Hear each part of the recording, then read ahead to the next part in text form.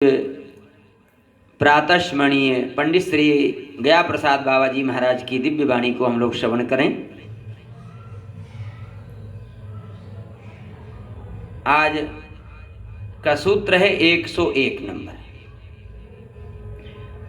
बाबा कहते हैं सबरी आसक्ति केवल एक जीवन धन में ही होना चाहिए। बात आसक्ति की बाबा कह रहे हैं।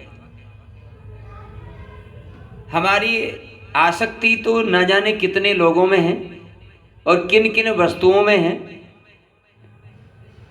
घर की हर वस्तु में, कीमती से कीमती वस्तु में, जो जितनी ज्यादा कीमती वस्तु उतनी ही उसमें ज्यादा आसक्ति। तो नाना प्रकार की आसक्तियां हमारे अंदर भरी हुई है। तो बाबा कहते हैं कि जितनी भी आसक्तियां हैं वो सारी की सारी आसक्तियां एक अपने प्रभु में होना चाहिए, अपने जीवन धन इष्ट में होना चाहिए। सबके ममता ताग बटोरी और मम पद मनई बांध भर। आगे कहते हैं इनको धाम नाम लीला स्वरूप तथा प्रेमी जन आदि श्री भगवत के समान ही हैं।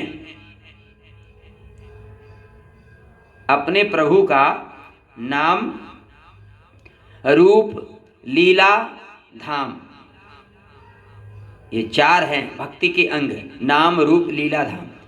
तो अपने प्रभु का नाम, रूप, लीला और धाम ये भगवान के समान ही है। भगवान में और भगवान के नाम में कोई अंतर नहीं, भगवान में और भगवान के रूप में कोई अंतर नहीं, भगवान में और भगवान की लीला में कोई अंतर नहीं, भगवान में और भगवान के धाम में कोई अंतर नहीं।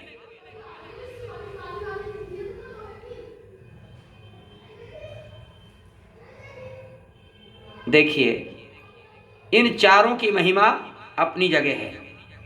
नाम की महिमा अपनी जगह, रूप की महिमा अपनी जगह और लीला की महिमा अपनी जगह, धाम की महिमा अपनी जगह। कोई यदि नाम नहीं जप सकता है, रूप का ध्यान नहीं कर सकता है, लीला का चिंतन नहीं कर सकता है, पर ये जो चौथा है ना, ये तो हर व्यक्ति कर सकता है। धाम, कुछ भी आपसे नहीं होता है तब भी निराश मत हो। अपने शरीर को धाम में लाके पटक दो बस। अपने इस पांच भौतिक शरीर को धाम में लाकर के पटक दो बस। मात्र धाम में शरीर पड़ा रहेगा, इसी से कल्याण हो जाएगा। धाम में रहने मात्र से। क्यों? धाम में रहोगे संतों के दर्शन सुलभ, धाम में रहोगे भगवान की कथा सुलभ, धाम में रहोगे भगवान का नाम सुलभ, धाम में रहोगे भगवान की लीला सुलभ, धाम में रहोगे भगवान का प्रसाद सुलभ। तो धाम में रहना ही बहुत है। इतना तो कर ही सकते हैं कि शरीर को धाम में लाके पटक दो। अंतिम समय शरीर धाम में छूटे बस, इसी में कल्याण हो जाएगा। बहुत बड़ी बात है। तो नाम में, भगवान में और भगवान के धाम में कोई अंतर नहीं। आगे बाबा कहते हैं प्रेम प्राप्ति के ताई इनको अवलंब परम आवश्यक है। यदि किसी को भगवान का प्रेम पाना है तो प्रेम पाने की इच्छा रखने वाले व्यक्ति को, साधक को, यहाँ व्यक्ति की बात नहीं हो रही, यहाँ बात हो रही साधक की। तो प्रेम पाने वाले साधक को यदि कोई प्रेम पाना चाहता है भगवान का, तो इन चारों में से किसी एक का तो अवलंब लेना ही पड़ेगा। चाहे नाम का अवलंब ले लो, और चाहे रूप का अवलंब ले लो, और चाहे लीला का अवलंब ले लो। और यदि इन तीनों का अवलंब नहीं ले पा रहे तो धाम का तो अवलंब ले ही लोगे। इन चारों में से किसी एक का तो अवलंब लेना ही पड़ेगा, तभी जाकर के भगवत प्रेम प्राप्त होगा। कितनी अच्छी बात है। आगे कहते हैं बाबा, श्रद्धा दृढ़ बने,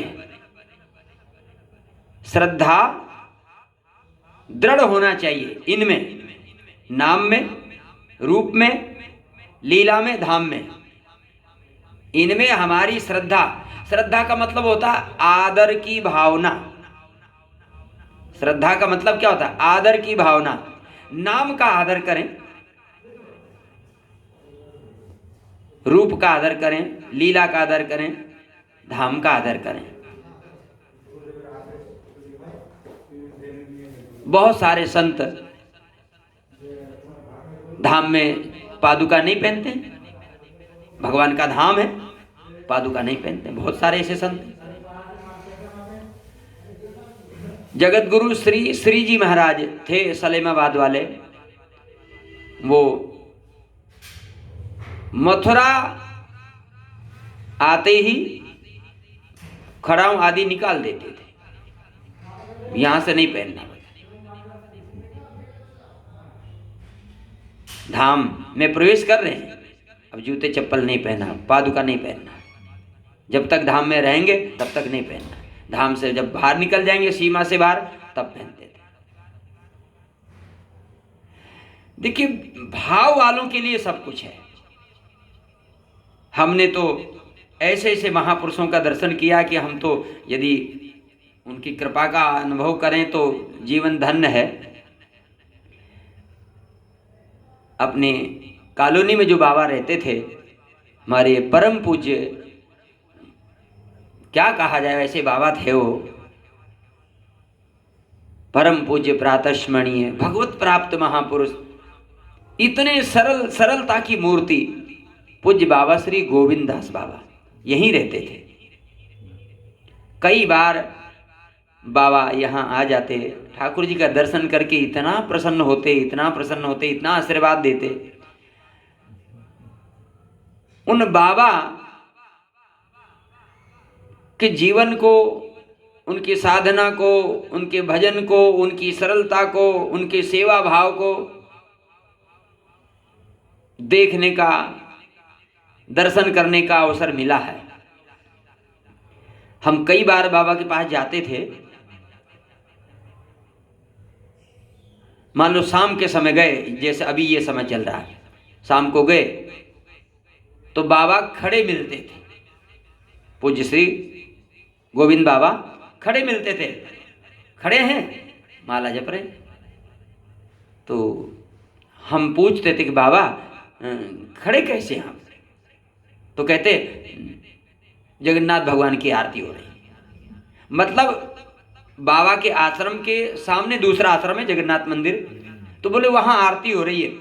अब देखिए कितना भाव, अपने आश्रम के ठाकुर जी की आरती नहीं हो रही, दूसरे आश्रम के ठाकुर जी की आरती हो रही है, पर बाबा यहां पर खड़े हैं, बोले जगन्नाथ भगवान की आरती हो रही। और आश्रम के साधु संत तो अपने बैठे हैं, कोई लेने देना नहीं, पर बाबा का भाव। कई बार जब हमने पूछा कि बाबा खड़े कैसे हैं, तो बाबा कहते, बोले हनुमान जी की आरती हो रही। ये हनुमान मंदिर है ना, बोला हनुमान जी की आरती हो रही। अब बाबा का भाव देखिए, इतने दूर मंदिर है बाबा के आश्रम से, हनुमान मंदिर कितना दूर है। हनुमान जी की आरती हो रही और बाबा अपने आश्रम में खड़े हैं। बाबा का कहां तक कहा जाए। कई बार बाबा के साथ में संत विद्वत गोष्ठी में जाने का सौभाग्य प्राप्त हुआ दास को।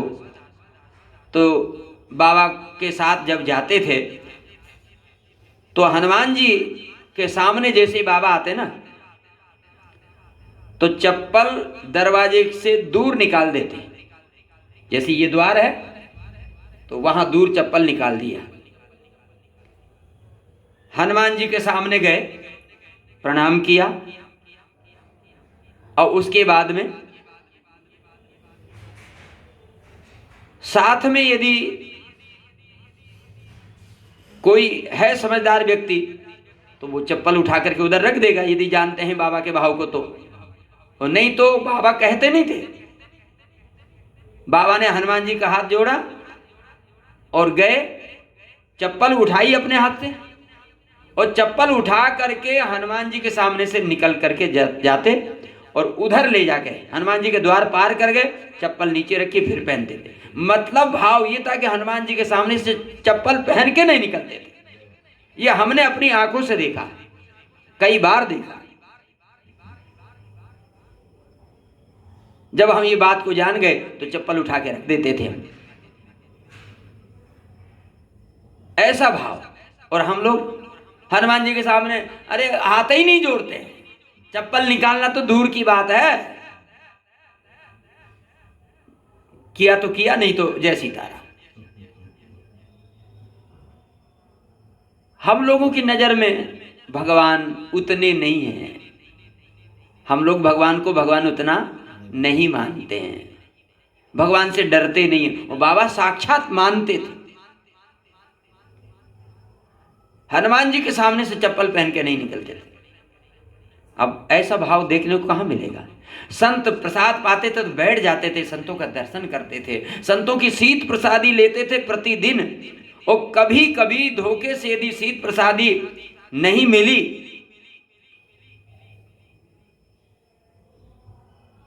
कभी तो ऐसा भी अवसर आ गया बाबा के जीवन में, नाली से एक चावल का दाना उठा लिया, वहां से वो चावल का दाना उठा के मुंह में रख लिया, क्योंकि सेवा करने वालों ने सावधानी नहीं रखी तो शीत प्रसादी उनके लिए नहीं रखा। तो जो अब पंगत हुई है, चौका लगाया, तो जो कुछ चावल के दाने कण आदि झाड़ू से नाली में तो जाएगा, आश्रम की नाली वहीं आश्रम में, मतलब आश्रम के अंदर की बात कर रहे हैं, बाहर की बात नहीं कर रहे हैं। आश्रम के जैसे बाबा का आश्रम बना ना, तो जहाँ पंगत होती, देखा है आपने, पंगत के जहाँ पंगत होती है उसके सामने नाली बनी है, आश्रम के अंदर ही, जहाँ से बर्तन वर्तन धोते हैं, सब पानी बहता है। तो वहां से एक दाना उठाया और पा लिया, अपने भाव की पूर्ति किया। इतना उच्च भाव रखने वाले बाबा महापुरुष। कहने का मतलब संत तो भाई संत होते हैं, ऐसे महापुरुषों का आशीर्वाद कहां देखने को मिलते हैं ऐसे बाबा।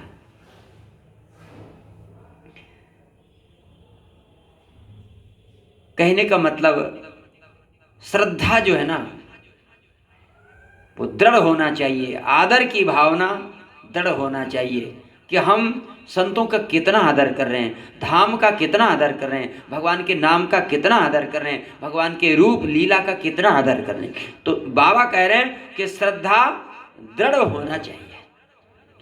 और आगे कहते हैं शास्त्र वाक्य अथवा संत वाक्य के आधार पे ही जीवन व्यतीत करें। बाबा कहते हैं शास्त्र के अनुसार अथवा संतों के अनुसार, शास्त्रों में जैसा लिखा है अथवा संतों ने जैसा निर्देश किया है, उनके अनुसार ही, उनके आधार पे ही अपना जीवन व्यतीत करना चाहिए। मनमुखी जीवन और आचरण नहीं होना चाहिए। शास्त्रों ने जैसा कहा है अथवा संतों ने जैसा कहा है, उसके आधार पे अपना जीवन चलना चाहिए।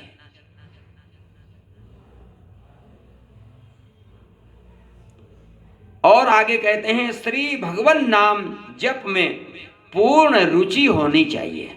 भगवान के नाम जप में पूरी रुचि होना चाहिए। और कहते हैं नामोच्चारण शुद्ध भी होना चाहिए। राम राम राम सीताराम सीताराम सीताराम, तो नामोच्चारण शुद्ध होना चाहिए। बाबा कहते हैं इतनो अभ्यास बढ़ावे कि जीव सतत भगवत नाम रटती ही रहे। इतना अभ्यास पड़ जाए, इतनी आदत पड़ जाए कि जीव से रहा नहीं जाए, निरंतर नाम जपती ही रहे। कोई भी काम करे लेकिन जीव बंद ना हो, इतनी आदत पड़ जाए, जीव हमारी रुके ना।